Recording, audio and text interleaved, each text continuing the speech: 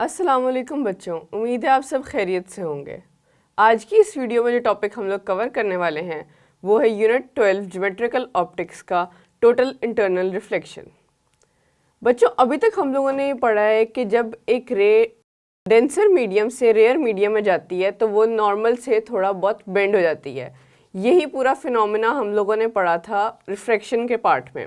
When a रे enters from denser medium, यानी कि ऐसा मीडियम जो कि थोड़ा थिकर हो, उससे टू अ रेयर मीडियम यानी कि लेस थिकर या थिनर मीडियम में एंटर हो, it bends away from normal, यानी कि नॉर्मल से थोड़ा बहुत बेंड हो जाता है या टूट जाता है एंगल। हम लोगों ने फिर पढ़ा कि इफ़ एंगल आई यानी कि इंसिडेंस एंगल इंक्रीज होगा तो एंगल ऑफ रिफ्रैक्शन भी इंक्रीज होगा, अगर वो डिक्रीज होगा तो एंगल ऑफ रिफ्रैक्शन भी डिक्रीज होगा। लेकिन एक स्पेसिफिक पॉइंट पे आकर एंगल ऑफ रिफ्रैक्टिव 90 डिग्री का बन जाता है। वो कौन सा एंगल है, देखते हैं।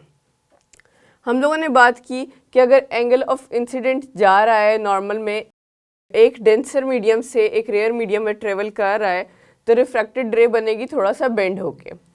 इस सिनेरियो में एंगल ऑफ इंसिडेंट सी से स्मॉलर होता है। सी क्या है, ये हम आगे पढ़ते हैं क्रिटिकल एंगल को। उसके बाद हम बात करें कि एक स्पेसिफिक पॉइंट पर जाकर इंसिडेंट रे जब दूसरे मीडियम में ट्रेवल करती है तो रिफ्रैक्टेड रे 90 डिग्री की बन जाती है। ठीक है, अब इस प्रोसेस को the angle that causes refracted ray to bend at 90 degree is called critical angle, जो कि सी से रिप्रेजेंट होता है। यानी कि ऐसा पॉइंट जहाँ पर एक मीडियम से, एक डेंस मीडियम से रेयर मीडियम में जब रे ट्रेवल करने लगेगी तो वो 90 डिग्री के एंगल पे बेंट हो जाएगी, यानी कि स्ट्रेट जाती हुई पूरे 90 डिग्री के एंगल पर बेंट हो गई है।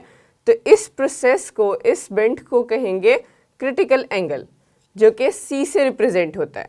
कुछ इस तरह का बनेगा वो एंगल कि इंसिडेंट रे जा रही है और वो 90 डिग्री के एंगल पे मुड़ गई है, यानी कि बिल्कुल फ्लैट मुड़ गई है, और एंगल हमारे पास जो रिफ्रैक्टेड एंगल बना है वो 90 डिग्री का बन गया है। इस प्रोसेस को कहते हैं क्रिटिकल एंगल।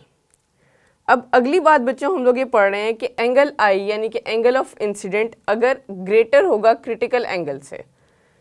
अभी तक हम लोगों ने बात की आई इज स्मॉलर देन सी, यानी कि इंसिडेंट एंगल स्मॉलर है और क्रिटिकल एंगल बड़ा है, तो बेंट हो गई है रे नॉर्मल से थोड़ी दूर। देन दूसरी कंडीशन हम लोगों ने पढ़ी है कि जहाँ पर आई और सी दोनों इक्वल हैं, इन दैट केस रिफ्रैक्टेड रे 90 डिग्री के एंगल पे बेंट हो जाएगी। अब तीसरा केस क्या बात कर रहे हैं कि angle of incident is greater than angle of critical, यानी कि क्रिटिकल एंगल, तो कोई रिफ्रैक्शन प्रोड्यूस नहीं होगी। रिफ्रैक्शन प्रोड्यूस नहीं होगी तो क्या होगा, इंटायर लाइट रिफ्लेक्टेड हो जाएगी, यानी कि पूरी लाइट रिफ्लेक्ट बैक कर जाएगी।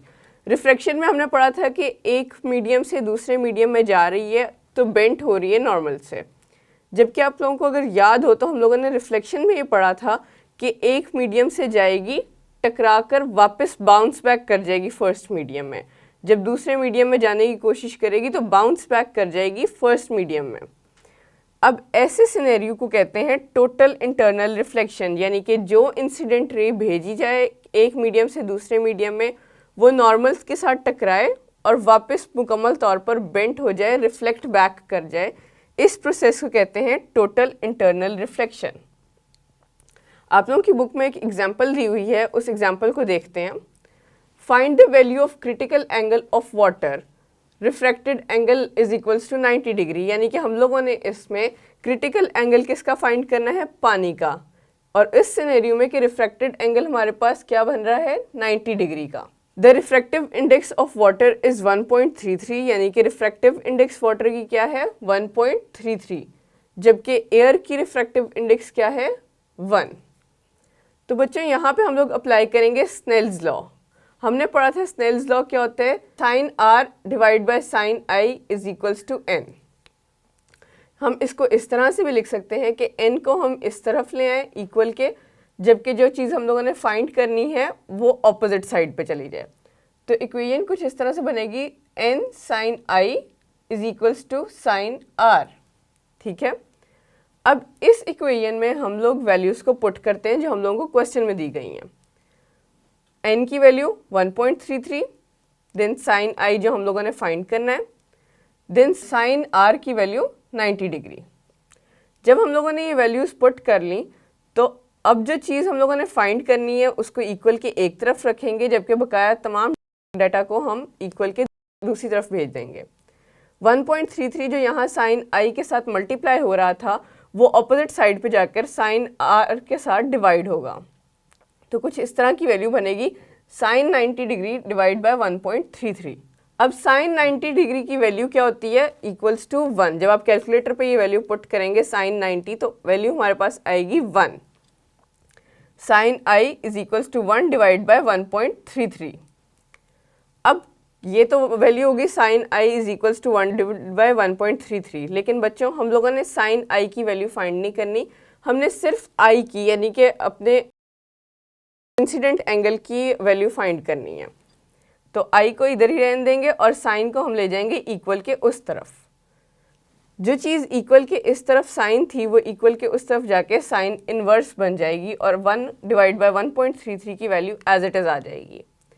जब आप कैलकुलेटर पे इस फिगर को सॉल्व करेंगे साइन इनवर्स 1 डिवाइड बाय 1.33 तो हमारे पास हमारा क्रिटिकल एंगल यानी कि आई की वैल्यू आ जाएगी, दैट इज़ 48.8 डिग्रीज।